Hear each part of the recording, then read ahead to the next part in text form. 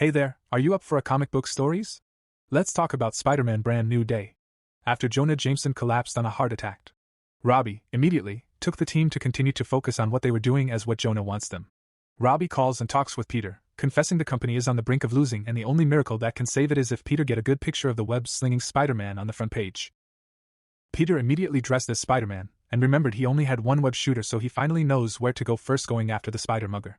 Scene at Harry, Lily and Carly, who tries to report her missing credit cards as she remembers Peter, as she wants to tell Peter to do the same. Scene at the mugger named Boyle with the guy named Dooley who Boyle sells his stolen goods. In another table we see Bruno Corneli, who claims himself the heir apparent of the crime families of Mag-GS syndicate, the Cornelis and Manfredis. Boyle discovers the web shooter as it shoots webs out of nowhere. Spider-Man, on the other hand, triggered his spider senses twice on different locations and decides to go after Bruno Corneli, who got abducted. Spider-Man followed the van with Corneli on, and along the way helped people on the falling debris. People hates him and agrees with Jonah that they are better off without Spidey. Hospital scene with Marla and Betty. As Marla, Jameson's wife, recalled the times when Jameson was so obsessed with Spider-Man, and it was his fault that he can't let go of the obsession he has with Spider-Man. Marla willingly wants to sell the share of the Bugle to a Dexter Bennett, telling Jameson of her plans. We now see where was Bruno Corneli got taken into Mr.Negative, who harvested his blood and by birthright to encode his DNA to be used as a bioweapon to poison the Mag-GS crime syndicate, Cornelis and Manfredis. This was done using the Tablet of Death and Entropy to create the poison, the Devil's Breath. Mr.Negative chooses Bruno due to his birthright, as he has blood of both Corneli and Manfredis. Mr.Negative discovers the spider tracer attached on Bruno, mistakenly thought Spider-Man was onto them.